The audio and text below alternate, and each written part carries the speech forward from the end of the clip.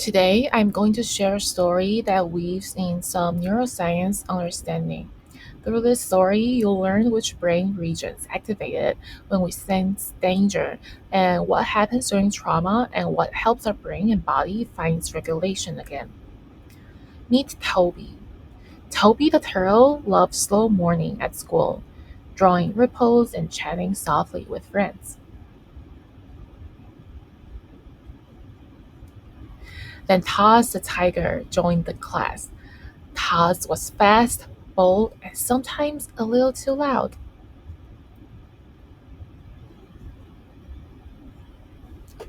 One day, he laughed and roared towards Toby. In an instant, Toby's heart raced, muscles tightened, and he hid deep inside his shell.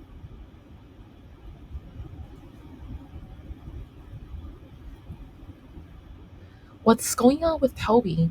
When Taz roared at Toby, his amygdala, his brain alarm, blared danger.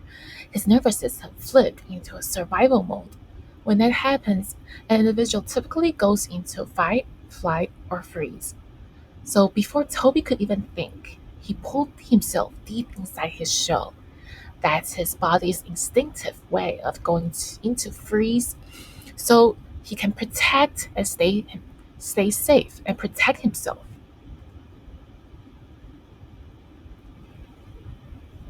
So even after Todd left, Toby stayed tucked inside his shell. His amygdala had sounded the alarm, his sympathetic nervous system on high alert. His heart was racing and his muscles were tense, and his body just felt stuck. He couldn't move, even though the danger was gone.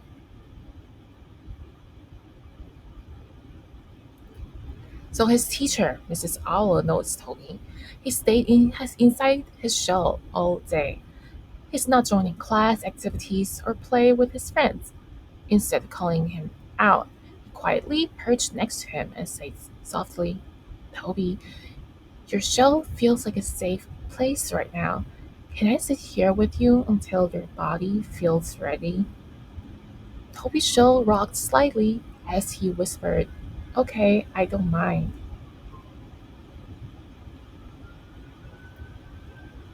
Mrs. Owl know that when a body feels unsafe, connection is crucial. Simply being near someone calm can feel it find safety again.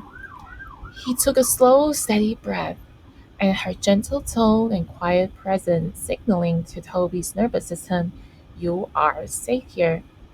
And little by little, Toby peeked out.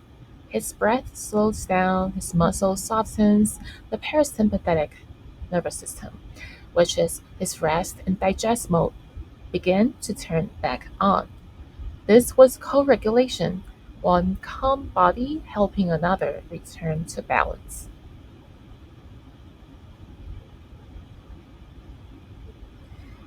Later on in the day, Mrs. Owl asked Todd to stay after class. Todd, she says, when you roared today, Toby got really scared and he hid inside his shell. I don't think you meant to hurt him, but your roar felt really big for the room. Todd looked down and said, I don't mean to, but my body feels tight and fiery all the time. When I see someone quiet like Toby, it just feels like the fire wants to jump out. Mrs. Owl nodded gently. That sounds a lot to carry. Maybe we can find new ways to help your body let the tension out so it doesn't need to roar so loud. The next day, Mrs. Owl gathered the class and said, We all have alarm inside us, and when they get too loud, we can help them quiet down. So together, they create a safety plan, a list of coping tools. When someone feels triggered, they can utilize those tools to help themselves to re-regulate. The first coping tool is the five sense method.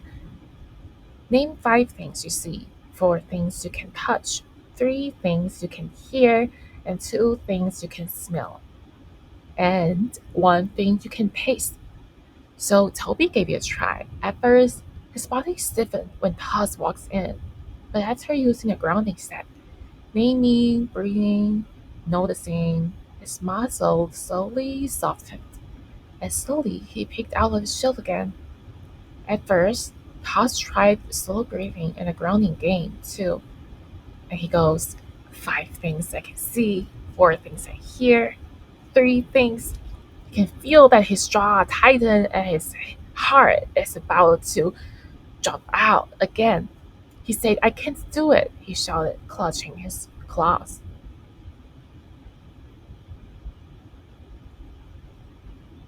Mrs. Owl watched calmly and said, it's okay, Taz. When breathing doesn't help, maybe your body needs to move the feeling instead of naming it. So he handed him a blank page. Can you show me what a fire feels like? Taz pressed the crayon hard on the paper. He used red, black, and created a lot of dragged lines, filling up the space. And upon completion, Taz stared at the drawing for a while. Suddenly he goes, oh, I think I know why now. There's so much noise at home. That's why I feel hot and tense all the time because my body is carrying on those energy. Mrs. Owl nodded gently. That's an important discovery, Taz.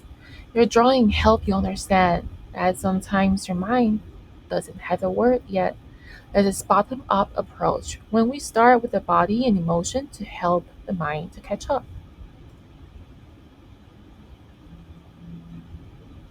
There are two main ways of the brain to process informations or experience, top down and bottom up. Top down means starting with thinking, using words, logic, or reflection. And bottom up means starting with sensations and movement, what the body feels before the mind explains it. So when Todd's drew, his sensory motor and emotional brain were activated at first. The movements, colors, and shapes helped release stored tension and bring those bodily sensations into awareness. Only after drawing did his thinking brain, the prefrontal cortex, comes back online, allowing him to connect the feelings and the heat, the attention to the noise at home. I had moments of realization, oh, I don't know back then, but I know now. It's the body and brain working together for the bottom up approach. Toss frowned at his drawing, and he said, well, but I still feel tense, he says. Mrs. Owl nodded and said, what do you think we can do to move that energy? And Toss reflected and that he looked at the page, clenched it in his paws, and he ripped the paper into lots of different pieces, threw them in the air, and allowed them to fall like leaves. He took a deep breath, saying, that's better. And he could feel that his shoulders starting to soften while he's doing that.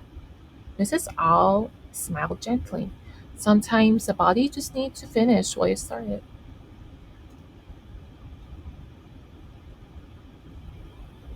When there's a lot of noise at home, arguing, chaos, or constant tension, the brain learns to stay on alert. For Toss, this means that his amygdala, the brain's alarm systems, have become overactivated, always scanning for danger even when it isn't there. At the same time, the hippocampus, which helps tell time and space, which is that was then, this is now, the brain area may not fully calm the alarm, so all stress feels current. On top of that, the prefrontal cortex, the part that helps us pause and think, can temporarily shut down during stress, making it even harder for thoughts to reflect before reacting.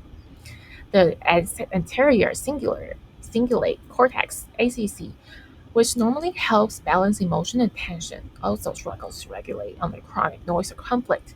So, over time, this leaves his nervous system sucked in high gear, always ready to fight or flight. As thoughts press, ripped, and tore the paper, the somatic sensory cortex, redirect that energy into action. The amygdala, which had been sounded alarm, began to quiet down.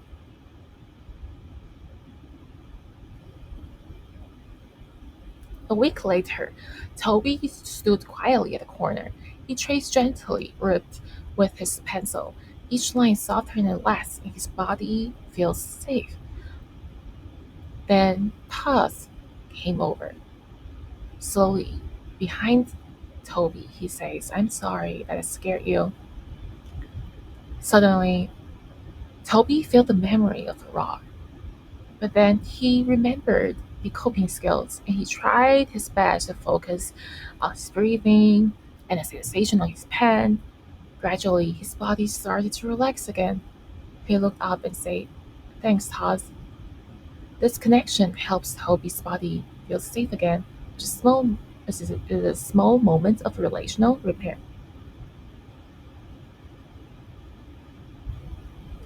Every now and then, if someone comes in feeling anxious in class or just feel down, the others would gather around and start creating art together. The shared rhythm and focus is called co regulation in action.